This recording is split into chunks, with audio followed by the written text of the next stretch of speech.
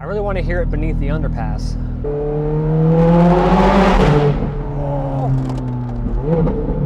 Hey guys, so today I'm in a 2009 Ferrari 430 Scuderia. This is the hardened, track-focused version of the standard Ferrari F430. And when I say hardcore, I mean hardcore. This is about as bare bones as you can get. You can option it without AC. It's got carbon fiber everywhere. No carpets, just bare metal flooring. No cup holders. Hardly any storage pockets. Really all you get is this little net here on the side on both doors. That's about it. So 4.3 liter naturally aspirated V8, 510 brake horsepower. Not a substantial amount compared to today's cars with 700 horsepower, 800 from the factory, even more now. The 510 is plentiful. When you have a noise this good,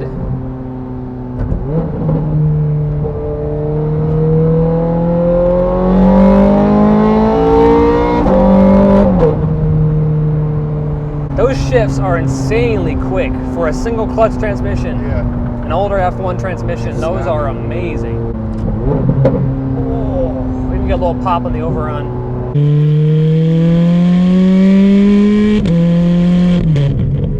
8,500 RPM redline. Shift lights on the steering wheel. Traditional Ferrari fashion. Carbon fiber bucket race seats doing their thing. They squeeze you.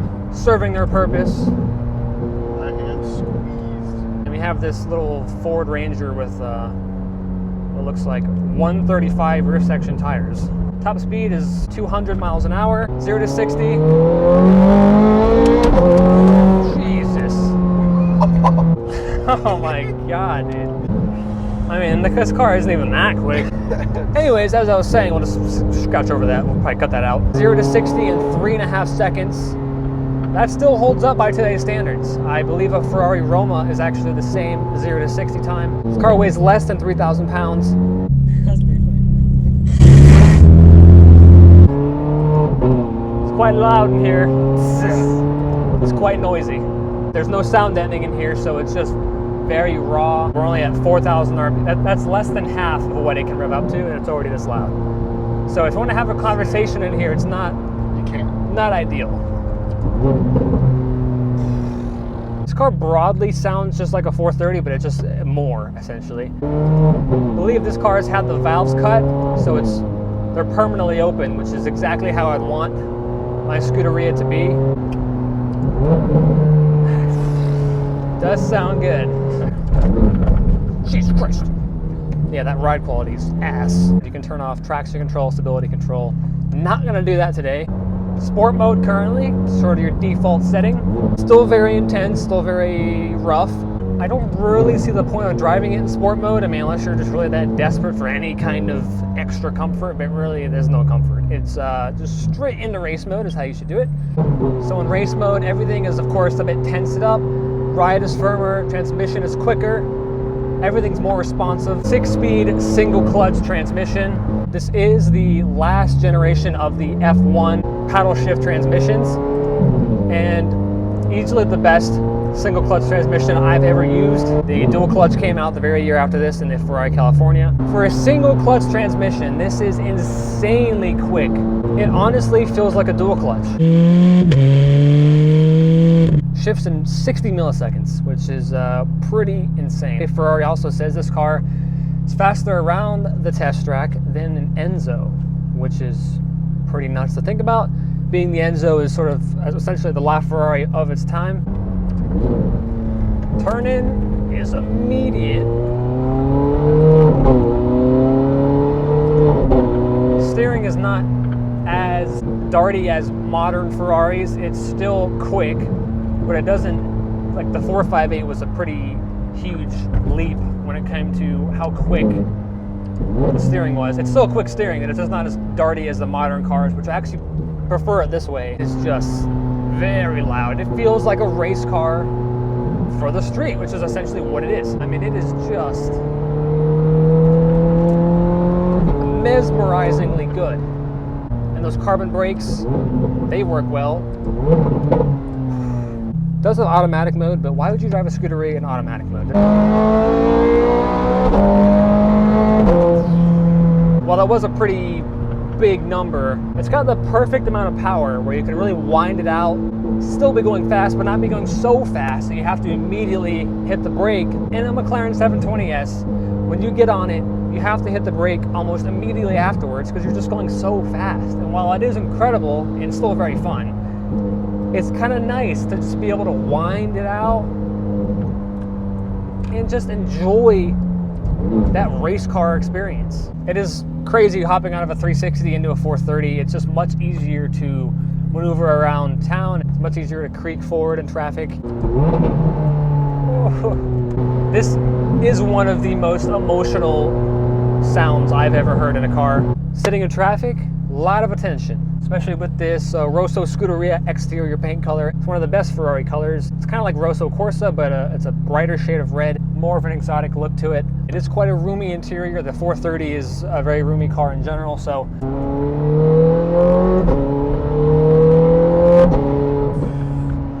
it sounds so good. See how the turning radius is. Pretty terrible. This car does have a sound system in it. I don't know why you would put a sound system in a Scuderia. Makes literally no sense. Visibility is actually pretty good. It's not, I wouldn't say it's tremendous, but it's not as bad as, like, say, that Huracan Evo I was in. Now, what I love most about this experience driving the Scuderia is I've found myself, as of recent, being drawn back to the older cars, the older exotics. Part of it is, of course, nostalgia. Any car that was hot when I was 10 years old, I just automatically love. SLR McLaren, Carrera GT, Enzo, Zonda, all that good stuff. This came out when I was in middle school, I believe 7th grade. The newer cars, while they are amazing, they don't have this kind of emotion. Everything now is either gone turbocharged, well, mostly everything has gone turbocharged. The Huracan Evo, I will say, is a modern car that has a lot of emotion to it. But even that is kind of robotic in a sense, and it's just so easy to drive. Not that this is very difficult to drive, it isn't, but it's just, it has just a bit more of an experience to it. There's something about just the older car. That's why it was so fun to hop back into that Murcielago a few weeks ago, because it was just so much fun and so much passion behind it. The new cars, they're amazing and they're so fast. And I know it sounds very first world problems and very spoiled, but I just can't help but be drawn back to the older cars. Like that new Ferrari 296 GTB, I'm sure it'll be amazing. It looks great. It's a V6 twin turbo. It's sure it's really fast, but it just, it's hard to beat this. This is one of the last Ferraris with a true soul, in my opinion. 458 did, of course, Speziale. But it's so hard to beat that noise. And it's so loud. This is what a Ferrari should be like. Visceral, raw, a tad bit terrifying. And that is just how it should be. Oh, this is so much more fun than an F8. It just is. This is probably the most fun Ferrari I've ever driven. This is my first time driving a Scuderia. I really want to hear it beneath the underpass.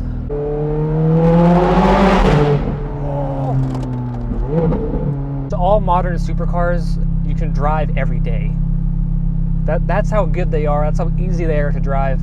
This, of course, you could technically drive anything in every day, but this you wouldn't want to, which makes it more of an occasion. This car makes you feel incredibly special because of what it represents. Scuderia is Italian for team. It has a lot of heritage behind it, and essentially is like a race car for the street. Not in the same way that the 360 Challenge Stradale was, that literally was converted to a street car. This really does feel like a race car.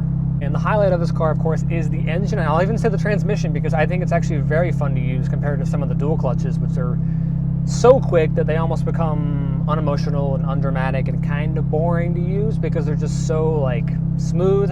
430 Scuderias are still over $200,000 and will likely stay there or go up, especially as the newer cars continue to become turbocharged and have smaller engines, and become a bit more boring overall. Thank you guys so much for watching. Let me redo that. Thank you guys so much for watching.